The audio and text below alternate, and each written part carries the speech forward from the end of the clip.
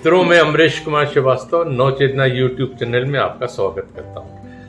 आज अपन हिंदुस्तान ने स्वतंत्रता के बाद किस किस क्षेत्र में विकास किया है उसके ऊपर बात करेंगे। कोई भी देश अपने विकास पे, अपने कानून व्यवस्था पे, अपनी व्यवस्थाओं पे निर्भर करता है। हिंदुस्तान ने भी इस 75 साल में असीम तरक्की की है, अपन कह सकते हैं। मगर कुछ लोगों का मानना है कि हिंदुस्तान ने 75 साल में कोई तरक्की नहीं की है। ये सर्वथा गलत है, अनुचित है और देश के प्रति अन्याय है। आज अपन सिलसिलेवार बात करेंगे अगर कि अपन ने किस क्षेत्र में अपन ने क्या तरक्की की है, क्योंकि तरक्की का जो घोतक होता है वो अपन ये मानते हैं कि महंगाई दर ये हो गई, ग्रोथ ये हो गई, वृद्धि दर ये हो गई। वो एक आम आदमी को समझ में नहीं आता। अगर अपन एक आम आदमी की बात करें तो मान लीजिए शिक्षा की अगर अपन बात करते हैं तो शिक्षा किसी भी देश के प्रगति के लिए सबसे प्रमुख साधन होता है।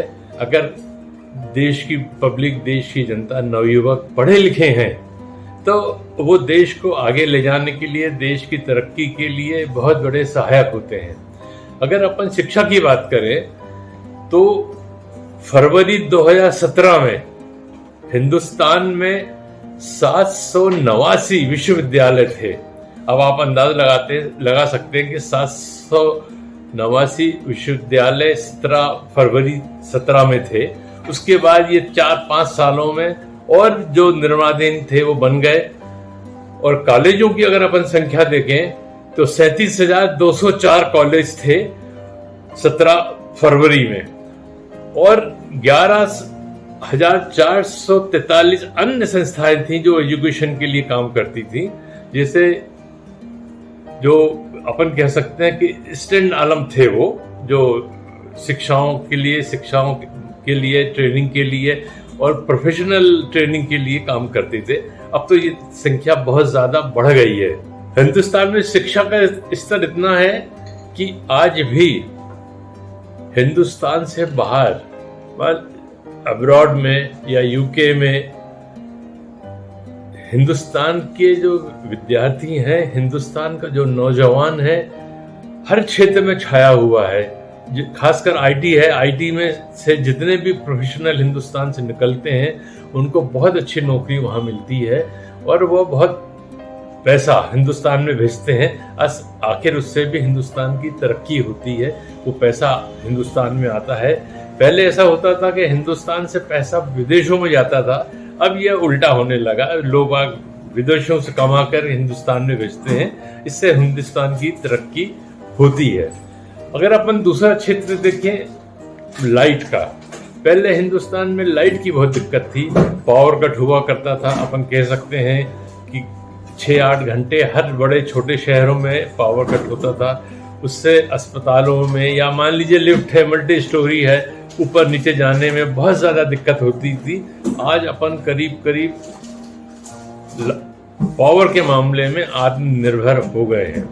अगर आपको याद है, अगर 1965 की अपन बात करें, पावर कट सबसे पहले 1965 में लगा था। तब पावर कट नहीं था, मगर उसका एक सिस्टम इनने बनाया था इलेक्ट्रिसिटी बोर्ड ने, कि जैसे मान लो किसी का कंजम्पशन 100 यूनिट पर मंथ का है तो उसको 50 ही सेंक्शन थे कि आप 50 यूनिट जला सकते हो, उससे ज़्यादा आप नहीं जला पाओगे। तो लोगों ने छोटे छोटे बल्ब लगा दिए और जहाँ 4 बल्ब लगे थे वहाँ 1 बल्ब में काम करने लगे।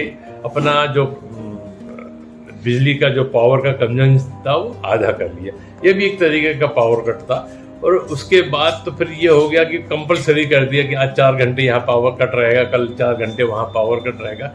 इससे बहुत ज़्यादा परेशानी होती थी। मगर ये तरक्की का घोतक है कि आज अपन लाइट के मामले में, पावर के मामले में आत्मनिर्भर हो गए। आज पावर कट वगैरह टोटल ही बंद हो गया है। अगर अपन कृषि की बात करें तो कृषि में भी सबसे ज़्यादा पानी की ज़रूरत होती है और हिंदुस्तान में इस वक्त छोटे बड़े 3200 बांध हैं।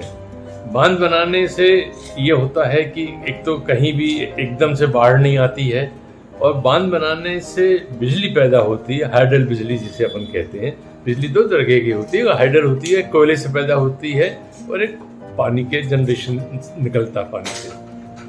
तो जो हाइडल बिजली होती है उससे सिंचाई भी होती है, बिजली पैदा होती है, और सबसे बड़ा फायदा यह है कि बाढ़ नहीं आती है।